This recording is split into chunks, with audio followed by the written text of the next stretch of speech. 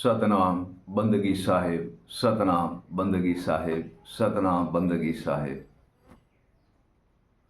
सतीय पुरुष कबीर कहते हैं, रंग से ही रंग उपजे सब रंग देखो एक। साहिब कहते हैं, रंग ही से रंग उपजे सब रंग देखो एक। कौन रंग है जीव का, कौन रंग है जीव का,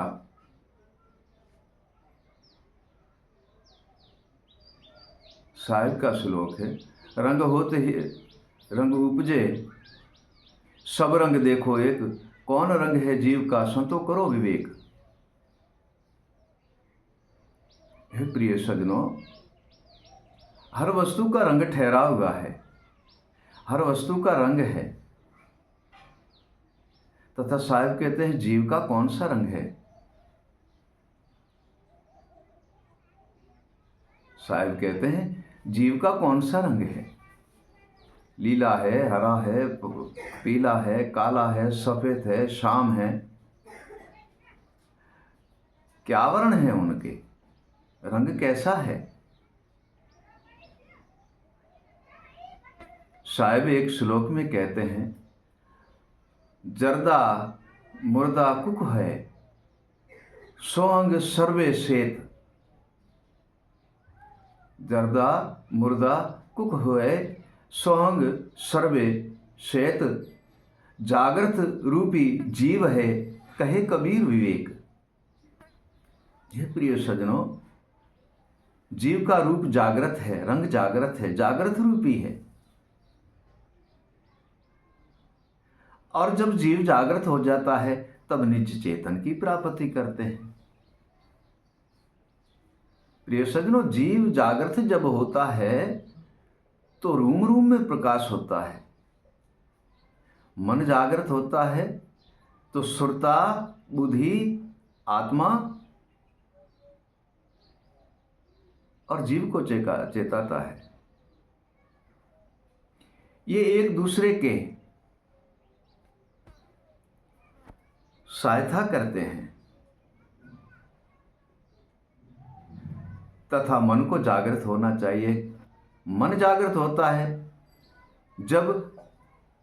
तब होता है जागृत मन के जब वह गुरु के ज्ञान में लीन हो जाता है। प्रिय सज्जनों, जीव का रंग ही जागृत है।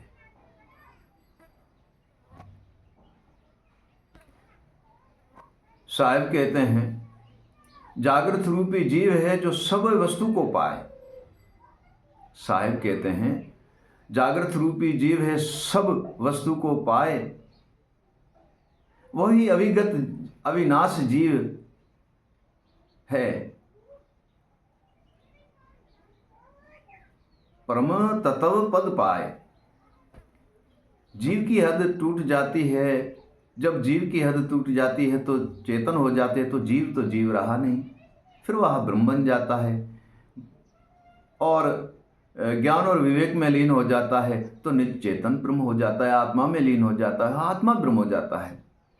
प्रिय सज्जनों, इसमें सब में रूप एक ही है कि जागृत रूपी जीव है। जीव है वह जागृत है, उसका रंग है वह जागृत है। एक भजन है संतों के, वह कहते हैं, जागृत बड़ा झबा का साधो, जागृत बड़ा झबा का। तो जागृत जो चीज है, आत्मा जागृत हो जाए, मन जागृत हो जाए, जीव जागृत हो जाए, सुरता जागृत हो जाए, बुद्धि जागृत हो जाए, तो घट घट रूम रूम में प्रकाश हो जाता है। ये सभी बात जागृत की है।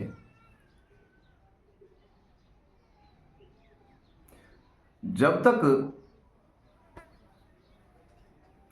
जागृत नहीं है बुद्धि, मन, आत्मा, जीव या सुरता जागृत नहीं है तो कोई वस्तु की प्राप्ति नहीं हो सकती है। ये सारा खेल जागृत का है। सर्वे हदें पा लेता है वह जागृत है। सर्वे हदों को मिटा देता है वही भी जागृत है। और जागृत के अंदर ज्ञान है, विवेक है, वैराग है, गुरु शयन है, गुरु शब्द है, गुरु स्मरण है, गुरु भजन है और वाणी है। ये सर्वे ही प्रिय सज्जनों जागृत के अंदर है। और जो जागृत चेतन होगा वही इन वस्तु की प्राप्ति करता है। चेतन कोई जागृत कहा जाता है। जागकर संसार में घूम रहे हैं, शहरों में, बाजारों में, घर में, खेत में, वनवास जो भी जा आ रहे हैं उनको जागृत नहीं कहते। जागृत कहते हैं ज्ञानी को, विवेकी को, अनुभवी को, स्मरण को, भजन को, शयन को, शब्द को और वाणी को। जो इसी वस्तु को सबको जिसी ने प्राप्त की है उसी को ही जागृत कहा जाता है। जिसी ने इन सब की प्राप्ति की है उनको ही तो प्रिय सज्जनों जागृत कहा जाता है। उनको ही तो जागृत कहा जाता है।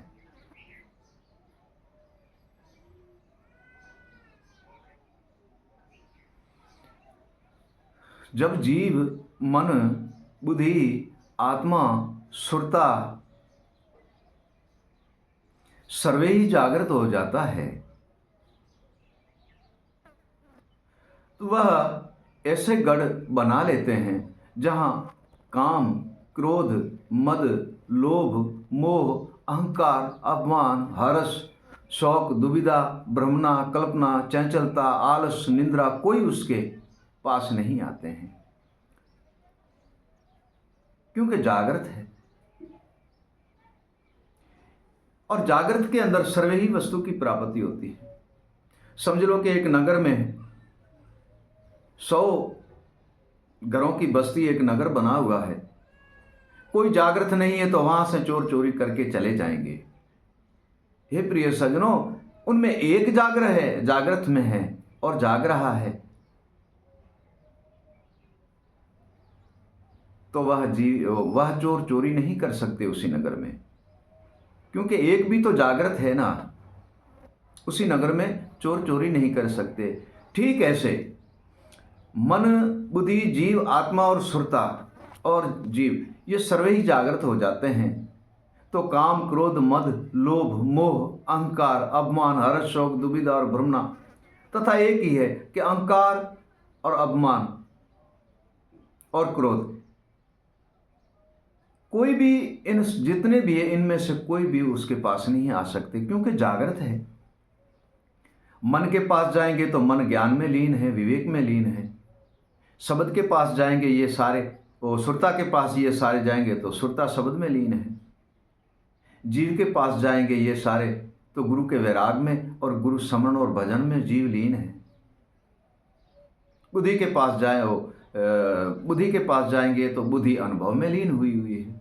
आत्मा के पास जाएंगे तो गुरु विवेक में लीन हुई है। हे प्रिय सज्जनों, ये सर्वे ही जागृत है तो काम, क्रोध, मद, लोभ, मोह, अहंकार, अभिमान, हर्ष, शौक, दुविधा, भ्रमना, कल्पना, चंचलता, आलस और निंद्रा ये किसको पकड़ेंगी? किसको ही नहीं पकड़ सकती, क्योंकि सर्वे ही जागृत है। और जिसी घर का मानव जागृत है उसी घर में चोर आ भी नहीं सकता। चोरी तो क्या करे, चोर आ भी नहीं सकता है। ठीक ऐसे मन, बुद्धि, जीव, आत्मा, सुरता ये सर्वे ही जागृत है तो ये जितने भी है वह काम, क्रोध, मद, लोभ, मोह, अहंकार कोई भी इसको हिला डुला नहीं सकते हैं। इसका नाम जागृत है। इन सब का रूप जागृत है। जागृत इन सब का रूप है।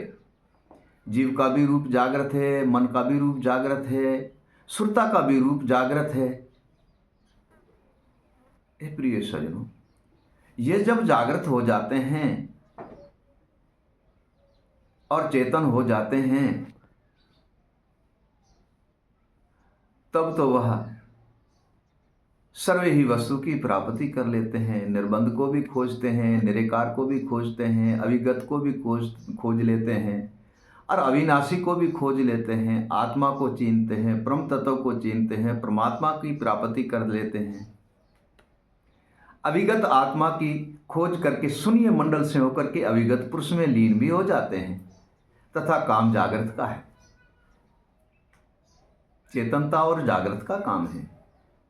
हे प्रिय सज्जनों, जागृता में ही ये सर्वे वस्तु की प्राप्ति होती है और जागृत होकर के हम सर्वे ही बंधन से मुक्त हो जाएंगे। सतनाम बंदगी साहेब, सतनाम बंदगी साहेब। जागृत इतनी कौन दिलाएगा? वह सदगुरु देव के पास है। उसी गुरु को भी दंडोत बंदगी है जो सबकी प्राप्ति करा के और अविगत और अविनाश में लीन कर देते हैं। ये गुरुदेव की कृपा है। सतनाम बंदगी।